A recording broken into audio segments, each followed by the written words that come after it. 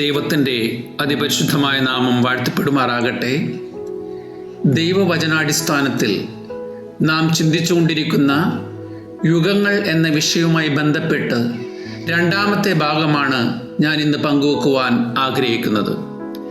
കഴിഞ്ഞ സന്ദേശത്തിൽ നാം ചിന്തിച്ചത് ഒന്നാമത്തെ യുഗമായ നിഷ്പാപ യുഗത്തെ പറ്റിയാണ്, അഥവാ പാപമില്ലാത്ത കാലഘട്ടം.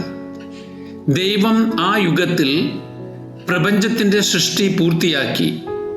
മനുഷ്യരോട് കൂടെ ദൈവത്തിൻ്റെ സാമീപ്യം അന്നുണ്ടായിരുന്നു. എന്നാൽ മനുഷ്യൻ പാപം ചെയ്ത് ദൈവ തേജസ് നഷ്ടമാക്കി. ഭൂമി ശാപഗ്രസ്തമായി മാറി. ദൈവ സാന്നിധ്യത്തിൽ നിന്നും മനുഷ്യൻ തള്ളപ്പെട്ടു. ഒന്നാമത്തെ യുഗം അവസാനിക്കുമ്പോൾ പാപത്താൽ മനുഷ്യന് സംഭവിച്ച വലിയ വീഴ്ചയെയും തൽഫലമായി ശാപഗ്രസ്തമായ ഭൂമിയെയും നമുക്ക് കാണുവാൻ സാധിക്കും. ദൈവം തോൽ കൊണ്ട് ഒരു ഉടുപ്പുണ്ടാക്കി മനുഷ്യനെ ധരിപ്പിച്ച ദൈവകൃപയുടെ പ്രവൃത്തിയും നമുക്കവിടെ കാണുവാൻ സാധിക്കും. ഉൽപ്പത്തി പുസ്തകം 4-ാം അധ്യായം 1-ാം വാക്യം തുടങ്ങി 8-ാം അധ്യായം 14-ാം വാക്യം വരെ പഠിക്കുമ്പോൾ രണ്ടാമത്തെ യുഗത്തെപ്പറ്റി നമുക്ക് കാണുവാൻ സാധിക്കും. വേദപണ്ഡിതന്മാർ ഇതിനെ മനസാക്ഷി യുഗം എന്നാണ് പേർ പറഞ്ഞിരിക്കുന്നത്. ഈ കാലഘട്ടത്തിൽ ഒന്നാം യുഗത്തിലേതുപോലെ ദൈവ സാന്നിധ്യം മനുഷ്യരോടുകൂടെ ഇല്ലായിരുന്നു. എന്നാൽ മനസാക്ഷിയുടെ അടിസ്ഥാനത്തിൽ ദൈവം മനുഷ്യരോട് ഇടപെട്ടുകൊണ്ടിരുന്നു. അതിനുള്ള കാരണം പാപത്തിൻ്റെ അതിപ്രസരമാണ്. ഈ കാലഘട്ടത്തിലാണ് കയീൻ്റെയും ഹാബേലിൻ്റെയും ജനനവും ഭൂമിയിൽ മനുഷ്യൻ പെരുകി തുടങ്ങുന്നതും. ഉൽപ്പത്തി പുസ്തകം 4-ാം അധ്യായം 8-ാം വാക്യത്തിൽ ആദ്യത്തെ കുലപാതകം നമുക്ക് കാണുവാൻ സാധിക്കും. അവിഹിത ബന്ധങ്ങൾ പെരുകി മനുഷ്യൻ പരസ്പരം മത്സരിക്കുവാൻ തുടങ്ങി. ഇങ്ങനെ പാപത്തിൻ്റെ ഭീകരത മനുഷ്യനെ കീഴടക്കി. എന്നാൽ ഇങ്ങനെയുള്ള കാലഘട്ടത്തിലും ദൈവത്തോട് കൂടെ നടന്ന് ദൈവത്തെ പ്രസാദിപ്പിച്ച് ജീവിച്ച ചില വ്യക്തികൾ ഉണ്ടായിരുന്നു. അവരോട് ദൈവം മനസാക്ഷിയുടെ അടിസ്ഥാനത്തിൽ ഇടപെട്ടുകൊണ്ടിരുന്നു. ഹാനോക്ക്, നോഹ തുടങ്ങിയവർ ഉദാഹരണമാണ്. ദൈവം മുമ്പാകെ വഷളത്വത്താൽ നിറഞ്ഞ ഭൂമിയെ ജലപ്രളയത്താൽ പൂർണ്ണമായി നശിപ്പിക്കുവാൻ ദൈവം തീരുമാനിച്ചു. ദൈവത്തിൻ്റെ കൃപ ലഭിച്ച നീതിമാനായ നോഹയും കുടുംബവും ജീവരക്ഷയ്ക്ക് വേണ്ടി എല്ലാ ജീവജാലങ്ങളിൽ നിന്നും ദൈവോദ്ദേശപ്രകാരമുള്ളതിനെയും ദൈവം പെട്ടകത്തിലൂടെ രക്ഷിച്ചു. ഉൽപ്പത്തി പുസ്തകം 7-ാം അധ്യായത്തിൽ നാം ഇത് കാണുന്നുണ്ട്. 7-ാം അധ്യായത്തിൻ്റെ 10 തുടങ്ങിയുള്ള വാക്യങ്ങൾ പഠിക്കുമ്പോൾ ആഴിയുടെ ഉറവുകൾ ഒക്കെയും പിളർന്നു, ആകാശത്തിൻ്റെ കിളിവാതിലുകളും തുറന്നു. 40 ദിവസം ഭൂമിയിൽ മഴ പെയ്തു. 150 ദിവസം ഭൂമിയിൽ വെള്ളം പൊങ്ങി.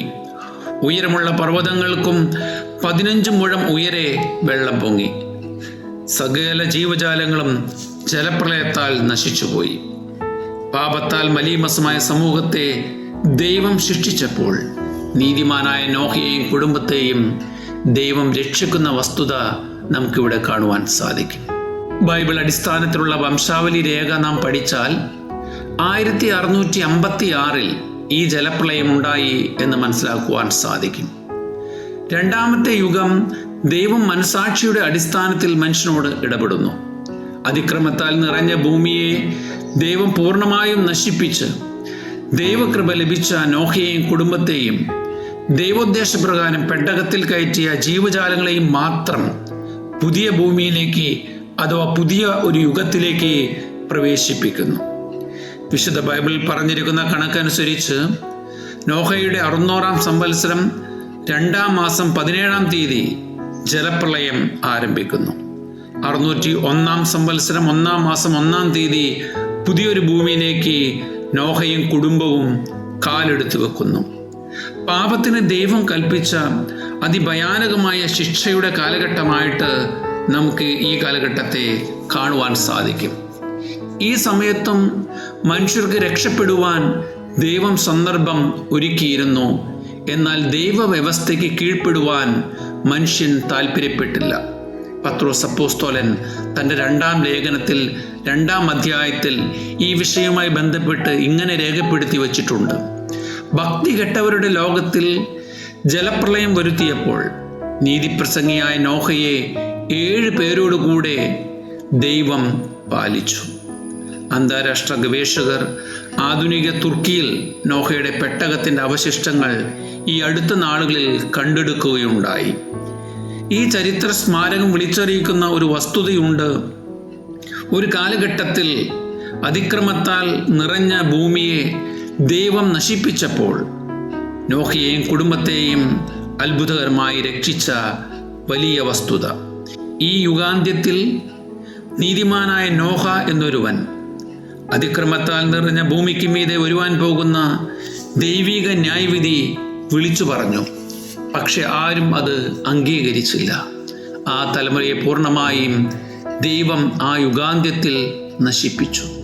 ഇതൊരു തെളിവായി ഉദ്ധരിച്ച് നാം ആയിരിക്കുന്ന ഈ യുഗത്തിലേക്ക് വിരൽ ചൂണ്ടിക്കൊണ്ട് പത്രോസ് അപ്പോസ്തലൻ വീണ്ടും പറയുകയാണ് 2-ാം അധ്യായത്തിൻ്റെ 9-ാം വാക്യത്തിൽ, കർത്താവ് തൻ്റെ ഭക്തന്മാരെ പരീക്ഷയിൽ നിന്ന് വിടുവിപ്പാനും നീതികെട്ടവരെ, ജഡമോഹത്തെ അനുസരിച്ച് നടക്കുന്നവരെ, ദൈവത്തെ നിന്ദിക്കുന്നവരെ ന്യായവിധി ദിവസത്തിൽ ദണ്ഡനത്തിനായി വച്ചിരിക്കുന്നു.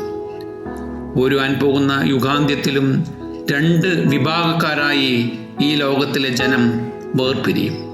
1 കർത്താവിൻ്റെ ഭക്തന്മാർ, 2 ജഡത്തെ അനുസരിച്ച് നടക്കുന്ന ഭക്തികെട്ടവർ. 2-ാം യുഗവുമായി ബന്ധപ്പെട്ട് ഈ സന്ദേശം ഞാൻ അവസാനിപ്പിക്കുമ്പോൾ ഇങ്ങനെ പറയട്ടെ: പാപത്തെ ദൈവം വെറുക്കുന്നു. അതിനൊരു ശിക്ഷയുണ്ട്. നോഹയുടെ കാലം പോലെ തന്നെ ഈ ലോകത്തിൻ്റെ അന്ത്യയുഗത്തിലും സംഭവിക്കും. നോഹയുടെ കാലഘട്ടത്തിൽ രക്ഷയ്ക്കായി ഒരു പെട്ടകത്തിൻ്റെ വാതിൽ തുറന്നു വച്ചിരുന്നു. കയറി രക്ഷപ്പെടുവാൻ സന്ദർഭം നൽകി. പക്ഷെ അനീതിയിൽ രസിച്ച ജനം ദൈവിക ന്യായവിധി വരുന്നു എന്ന സന്ദേശത്തിന് ചെവി കൊടുത്തില്ല. ന്യായവിധി വന്നു. ആ തലമുറ നശിക്കുവാൻ ഇടയായിത്തീർന്നു. ദൈവത്തിൻ്റെ സമയമായപ്പോൾ ദൈവം പെട്ടകത്തിൻ്റെ വാതിൽ അടച്ചു. ദൈവിക ന്യായവിധി ഭൂമിയിൽ പെയ്തിറങ്ങി. ദുഷ്ടത പ്രവർത്തിച്ച ജനം ഒന്നടക്കം നശിച്ചുപോയി. പ്രിയ സ്നേഹിത, നാം വന്നെത്തിയിരിക്കുന്നതും ഒരു യുഗാന്ത്യത്തിലാണ്.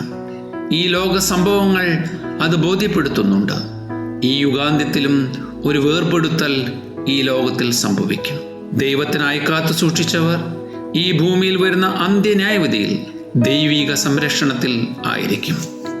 ഈ യുഗം ഇന്ന് അവസാനിക്കുകയാണെങ്കിൽ എൻ്റെ പ്രിയ സ്നേഹിത, താങ്കൾ ഏതു കൂട്ടത്തിലായിരിക്കും?